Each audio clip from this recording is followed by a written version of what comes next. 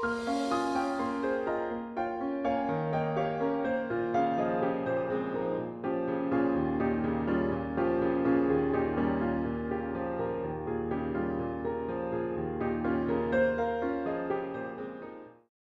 I'm Aron Bernstein. Welcome back.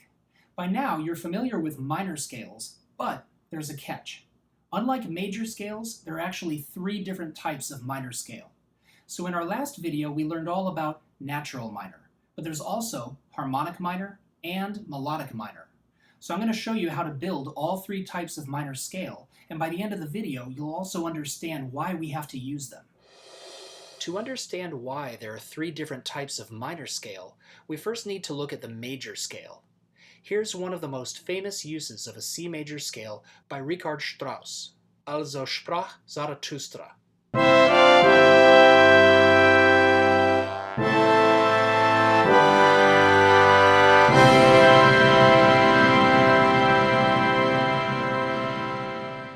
Here are the last three notes again, and listen to how inevitable they sound.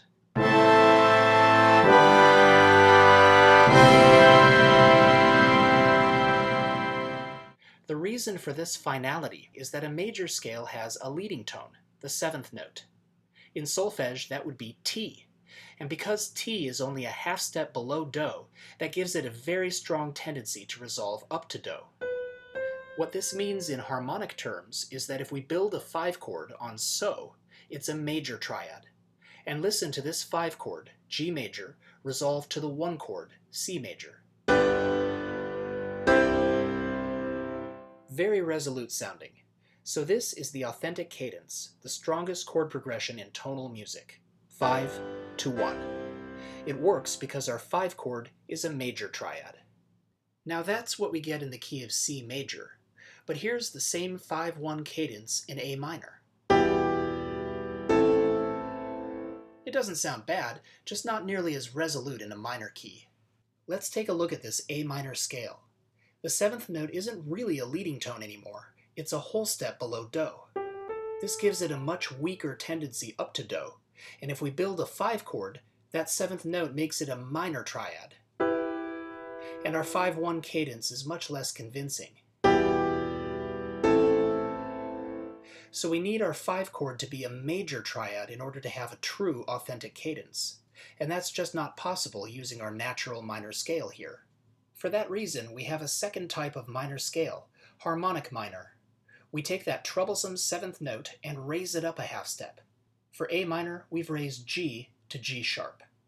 Now that 7th note in the scale is a true leading tone, a half step below Do. And if we use it to build our 5 chord, we now get a major 5 chord. And that gives us our much stronger authentic cadence. Listen again to how much weaker that cadence is if we use natural minor with a minor 5 chord. But with harmonic minor, much better. So it's for harmonic reasons that we often take the 7th note of a natural minor scale and raise it up a half step. Here's the solfege for the natural minor scale: Do, Re, Mi, Fa, So, La, Te, Do. And for harmonic minor, we raise that 7th note, Te, up to T. And that's the solfege for harmonic minor.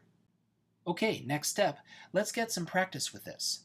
The first sharp minor scale is E minor, and here's the natural version.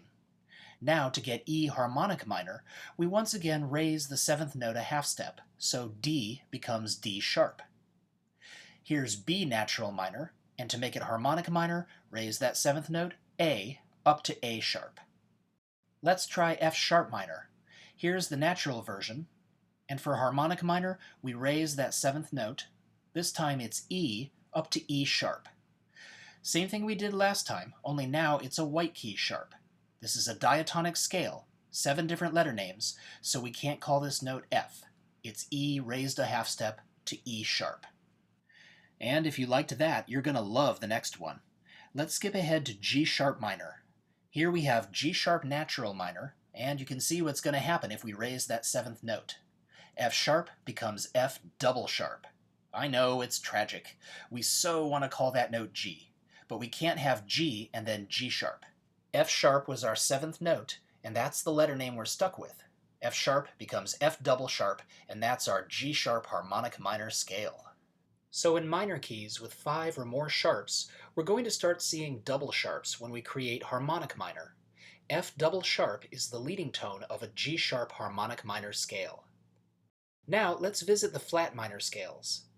Here's D minor with 1 flat, and we raise the 7th note again. C up to C sharp. Notice how it's possible to have a harmonic minor scale with both a flat and a sharp. In D harmonic minor, lay is B flat and T is C sharp. Here's G minor, 2 flats. For harmonic minor, raise the 7th note, F to F sharp.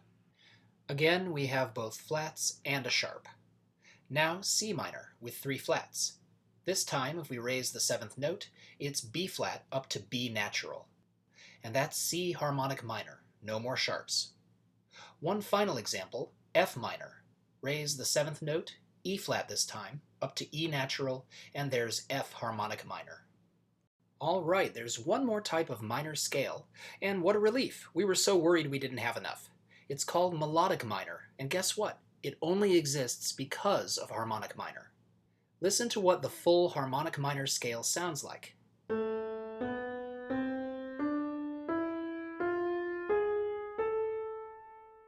You can hear that big interval between 6 and 7, lay and T. In A harmonic minor, that's F to G sharp.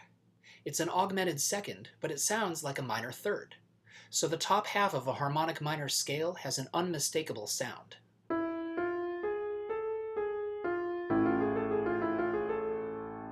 Now today, with more cross-cultural music awareness, this sounds awesome. But to 18th century European ears, that augmented second was just too awkward for a diatonic scale. Awkward! And so, to smooth out that big gap between 6 and 7, we take the 6th note and also raise it a half step. So lay becomes la. Now we have a melodic minor scale with the 6th and 7th notes raised, and this is what it sounds like.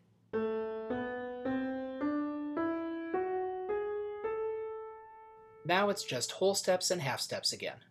So when we created the harmonic minor scale, we solved one problem, but created another. We left that awkward gap between 6 and 7. So, for melodic reasons, we raise 6 as well as 7, and that's melodic minor. A couple of examples. Here's B natural minor again. Raise the 7th note for harmonic minor, A to A sharp, and then raise the 6th note to get melodic minor, G to G sharp.